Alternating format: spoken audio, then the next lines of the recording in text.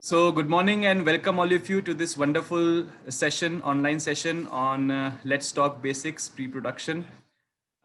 So, today we have with us um, Miss Kritika Goyal from Delhi, and she is a very wonderful personality. So, while going through her LinkedIn profile, we were so impressed. So, she basically is an ink illustrator and a doodle artist, and she's working freelance as a filmmaker, writer, and cartoon illustrator for the last almost 6 years now. उसके पहले भी अलग अलग production companies के साथ काम किया है उन्होंने और जो दो तीन इंपॉर्टेंट चीजें मैं मेंशन करना चाहता हूँ that she has been very instrumental in this Delhi comic con 2018 event and then there's also a lot of short films she has worked on. So स्वच्छ भारत अभियान के लिए एक फिल्म पे काम किया था इन्होंने and then dengue awareness for NDMC किया था ये this was in 2016 right. Yeah. uh, yeah, and so lot of live action short films पे भी काम किया हुआ है. So she has a CG Animation Award in 2016 for best live action short film as well. So and इनकी profile और इनका जो भी इनका आर्ट वर्क है वो ऑलरेडी शेयर्ड है सारे स्टूडेंट्स के साथ. So I am very sure that all of you must have already gone through her work. So thank you so much Kritika for joining us today. Thank you for inviting me. It's an honor. Actually, it's an honor to be able to share my experience. So yes, it's an honor. Let's begin with our interview. So Kritika, why don't you start by sharing your professional journey with us? Were you always artistic? You must have been artistic right from childhood. The career path that you have chosen for yourself, did it come at some particular point in college or school life or some other time, or just happened one day? Like I should say, it's my genes. My mom was a painter, so I got those genes inside me. So during school, I was into arts. In college, I was in my art society. So I was like, I actually wanted to be a doctor, a child specialist. Oh, But now I know I can't be that because I'm kind of afraid of something when like related to doctors department. So I was like, okay, fine, I'm in the right track. I'm pursuing what I was into like since childhood. So yes, then I kind of researched what all institutes are into this field in Delhi, and eventually I joined Arena, and here I am now pursuing whatever you can see me doing. so tell us something about your short films that you have done. Ah, uh, like yeah, if I talk about animation department, like the animation short films I've been a part of, that was, I should say, I was lucky because during my arena tenure, I used to sketch like in cafes, in the parks. Like there was a barista right next to my institute, so I used to go there. I used to sketch in the morning. My classes used to start at 7 in the morning in the Mhm. beginning, and then Mhm. there was just some students who kind of found me like, "आप sketching करते हैं ना? चलो हमारे साथ join कर लो." Hmm. So that was kind of a luck. I was fortunate enough. So I was called in that 2D department, 2D department where all these short films used to be made. And during my time only, this 2D short film started creating, like actually in a full-fledged form. Okay. So I became a part, and I was lucky enough to be in the like handling the like a major department, like the post-production, the pre-production. So yes, that was my best experience, even inclusive of the mistakes I've created during that time. Mhm.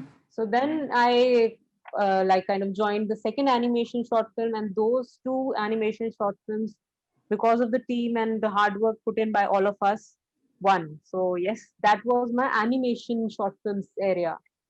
Now, if I talk about the live action Live short films action. which I've made, yes.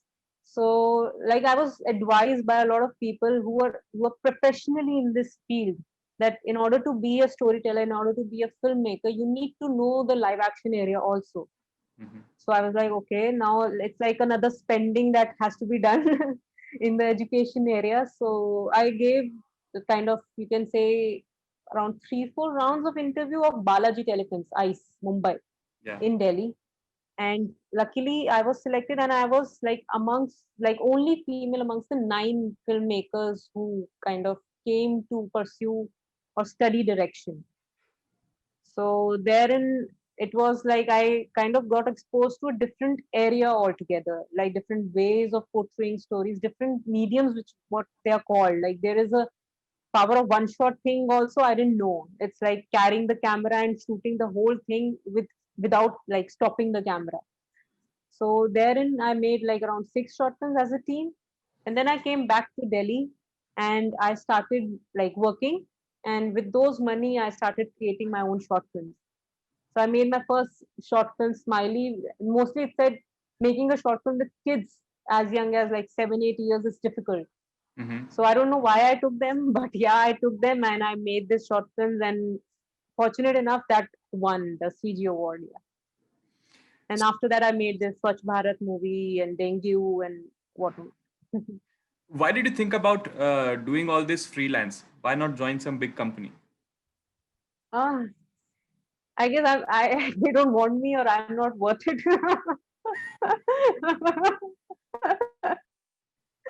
Like, see, I should I be honest or should I not be honest? I don't know, but yeah, like We both. trying to be trying to join a big company, like the requirement is pretty different. Like, see, since I don't have any background in this field, like it's Mhm. like a single journey. I'm traveling. I don't have my family in this field. They're all into business and everything. So it's like you are learning on your own. I'm sketching on your own. I'm learning things on my own. So it's like, and when I show my resume, it's like multiple things are visible. So a lot of times the companies are also like, "आपको जाना किसने है?" So that kind of, I don't know, it's an advantage I feel knowing a lot of things, but it's a disadvantage when you eventually go to find a job. Mhm. So that ways, it kind of affected me. But since I kind of kept my hope and belief that I have to grow, I have to learn alive, so I was able to pursue it ahead. Like, okay, एक job mili, then I'm doing freelancing. फिर दूसरी job luckily mili, I'm doing freelancing. Then there are times when companies don't want you to be a freelancer if if I'm or somebody is working for them. So that Yeah. time I'm like, okay, let's chuck freelancing off and let's just focus on improving your skills. And there was a time when I was like, नहीं यार मेरे को अपना present करना है. Job thing is not working out. Like according to somebody else, that's fine. But if you're not able to portray what is inside your head, that might be beneficial. That kind of affected me. So it was like, okay, अब शायद job, I don't think so मैं करने वाली हूँ. But yeah, I'm still open to jobs because that is a different exposure and learning experience altogether. But yes, I do take freelancing right now. I'm doing freelancing on and off and working on my channel. You must be doing. So when you work freelance, do you have some team working with you, or you are just alone at it? You see, currently, or I should say, since the time I'm be doing freelancing, I mostly got like animation or illustration work. Nothing sort of like a shooting. Okay, आपको shoot करना है or a film shoot करना है or ad shoot करना है. Otherwise, for that, I have a team. I have my friends who are into cinematography, who are into music, so they Mm-hmm. can be a part. But other than that, when it was like animation illustration, animation, it's rare I take a team, but I have a friend who is into animation. So if it's like a load of work, I have a talk with him. If he's free, then we join in. Otherwise, it's like I'm doing it alone. And I'm a night owl, so I generally work at night. Great. So, all right. So my next question to you is, was it so how was it at your home, because this is not a very conventional career path, right? पहले I know. पहले तो art की field, उसके ऊपर से freelancing. So was it at your home? So I was like, this is something I am into. This is like my food. I'm watching cartoons, animation. That's my food. I'm Mm-hmm. having it. So yes, it was a little tough in the beginning, but since they've seen me grow, they've seen the difference from the start till now. So now Mm-hmm. they're like, okay, karne do. She's good at it. Let it be like continuation for her. It's tough in the beginning, yes. So tell us something about your major obstacles Um, uh, Professionally or personally? professionally. Professionally, as I said during my first short film, it's like you can say the movie has to be submitted tonight. And what blunder I made was I kind of edited and put in all the data in a pen drive. Okay. So it's like now you can't render it. You have to put it in a drive, all the data there, so that one can render the output. So that was my first blunder I made during my journey, like professional journey. So yes, that was one. Apart from that, it's unstoppable. You make something or the other, a mistake, and at the starting, in the starting, you feel, okay, what have I done? Why did I do that? Am I so dumb or don't have any knowledge? But once you know it, once you learn from it, it's like, okay, fine. I won't be doing it again, but it helped me grow more. Mm. So as an artist or as a filmmaker, as a video editor, I've made tons and tons of mistakes. Like I can actually calculate them and put it in a dabba and be like, okay, these are my mistakes and this is the other box through which I've learned and all. Wow, very interesting analogy. So, uh, how has the lockdown period been for you? Was it more difficult and challenging, or did you get more projects because of the lockdown and because of the fact that many companies want to do animation and because they can't do live action? It was tough because I lost my job like for some months before only. So it was like now there is no earning. So what to do? So previously I thought it was ki, हाँ bhai, it's going to be just 1 or 2 months. So let's just enjoy, let's explore, watch more movies, get in more food and fuel inside me, and then practice my sketching, improve my skills and all. But after a certain point, it was like, okay, now there's no job. Now freelance is also not available, and if it is available, people are charging way less than what you can earn. Mm-hmm. Okay. So that was like, okay, if you are asking me to make a complete video, you won't be charging me a penny. But it was like, okay, आप पूरी video बनाइए, we'll be giving you this much. So that was honestly that was unacceptable because if you're starting up, you're just learning, then it's fine. Okay, earn karo thoda thoda and grow. Exactly. But if you have a lot of experience, then it's like, okay, now it's like compromising on what you are giving to the client. Mm. So that ways it was tough. But then a friend of mine was like, you have a channel. Why don't you restart it? Mm. So Your then YouTube that time channel. he was like, you can restart it. Yes, I had it. I started in 2017, but I stopped because I was messed up with the job, then skills, and everything was single handedly managed. So it was getting really tough.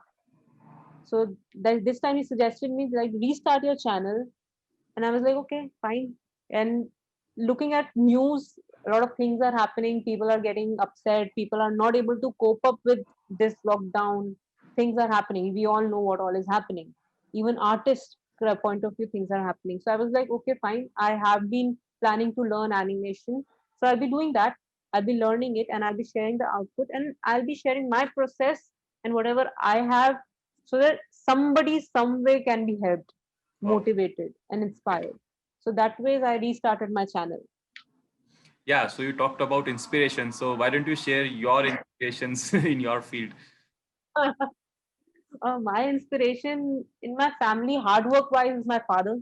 Mm-hmm. Creativity wise is my mother. And if I talk about like non-family ways, Mm-hmm. I am greatly inspired by two Japanese filmmakers, Hayao Miyazaki and Makoto Shinkai.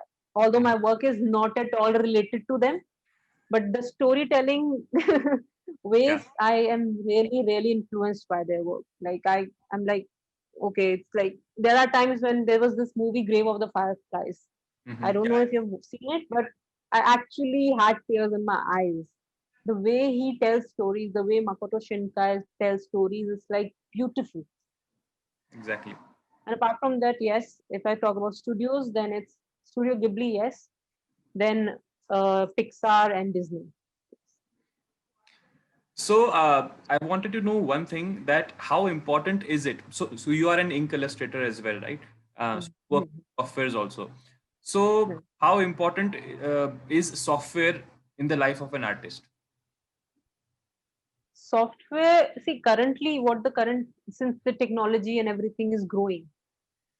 So currently, yes, a lot of a lot of, I shouldn't say a lot of, but most of the studios require you to present stuff digitally. मतलब जितना जल्दी हो सके, even for artists, even for somebody Mhm. like me who is kind of applying as a sketching artist or an illustrator, they'll be like, the first question they'll be asking me is, क्या आपको पेंटैप चलाना आता है या आपको सिंटीक चलाना आता है?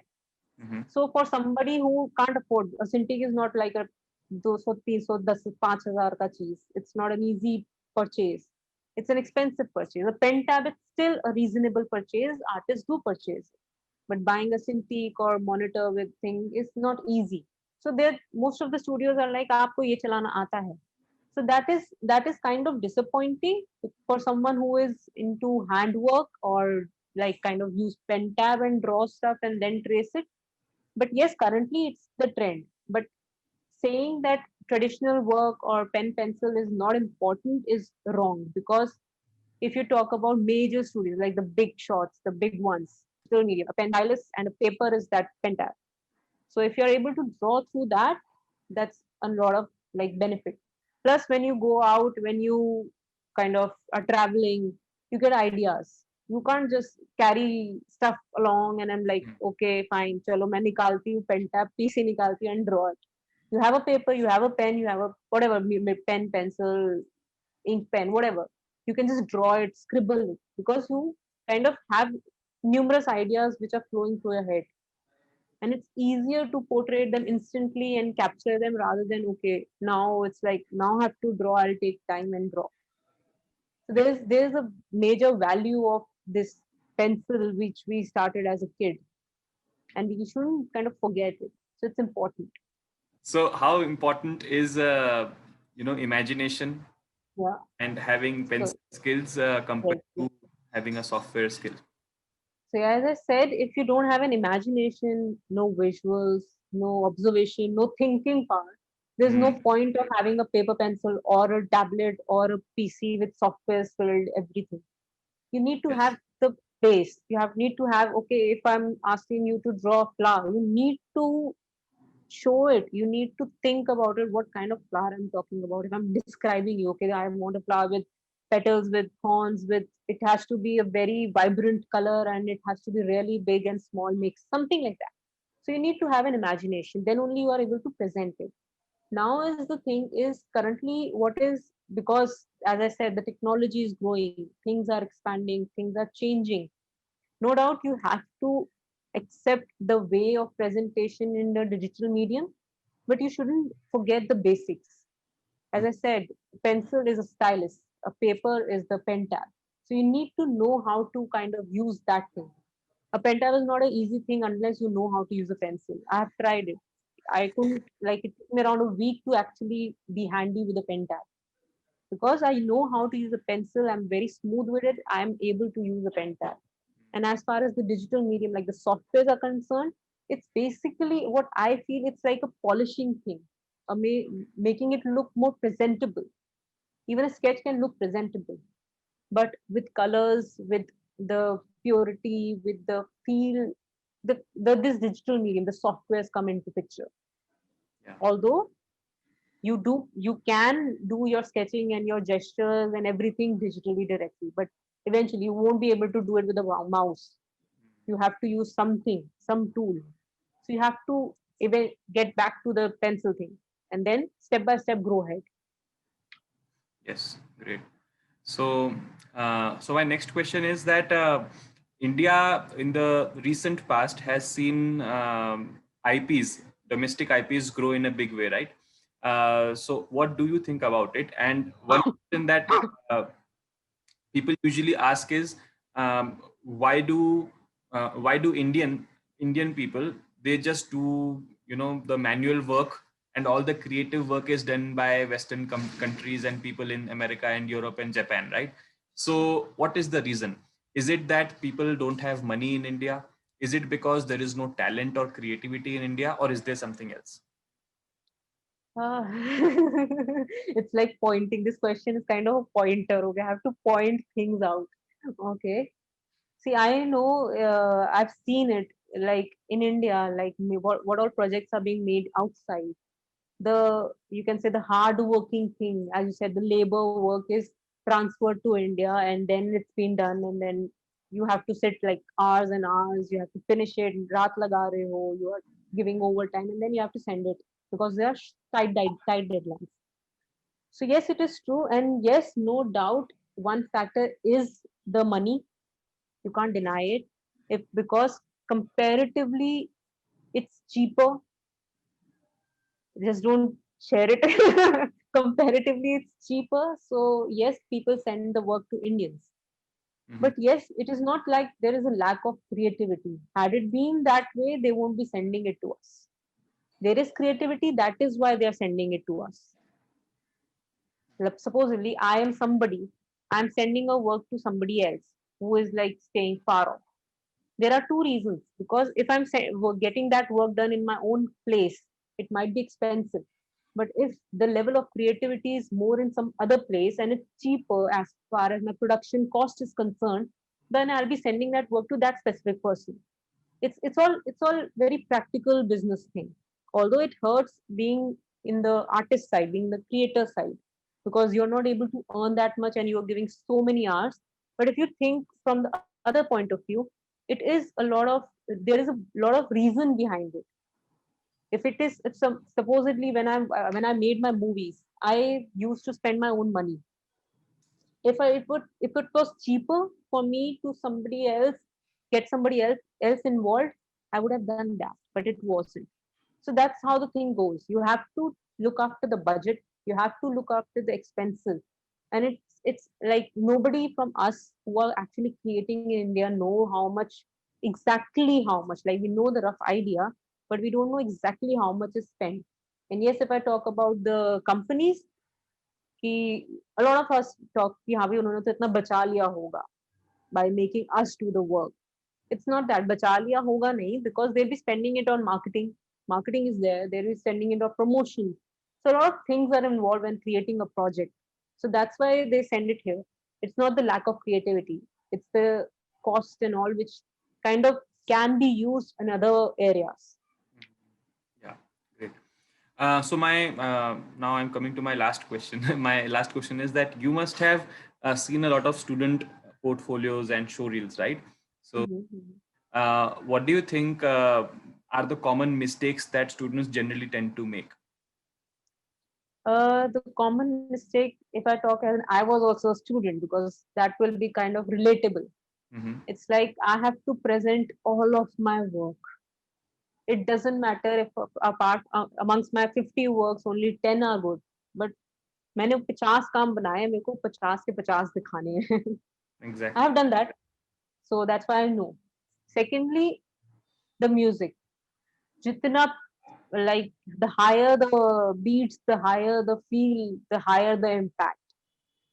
But while putting in music, you need to understand the music has to sync with what you are showing. Mm-hmm. Just putting Okay. a random music with the portfolio doesn't work. I'm talking about demo reels right now. Okay. Yeah. Interesting. Then is like when you divide. Like, there are videos, if you check out, if the students check out, in order to how to showcase your portfolio, there are videos where you are told that put in the best works at the starting, because it's like the first impression. Your first impression is the last impression, we say. So if your best work is at the starting, people will tend to move ahead. But if you put in just random work, okay, many characters when I am putting 10 characters, then I have made backgrounds, I'm putting 10 backgrounds, then it won't work, because I'm not attracted to the portfolio, I'm not attracted to your demo reel. Okay. You are just putting in random work. Acha, bura. There's no bura work, but yes, comparatively weaker work, Mm. putting everything all together kind of messes it up. So Okay. it gets difficult for students to go through like the next step. So putting your best work first to make your first impression. Then you can put a little weaker work in between, then put in again your best work, because it kind of charges up the viewer again. Oh. Okay, chalo, chalo, chalo, slower, and then again it's like a movie. The intro has to be good. The climax has to be good. The journey might have a little up and down. Interesting. Yeah. So thank you so much, Kritika, for this short interview.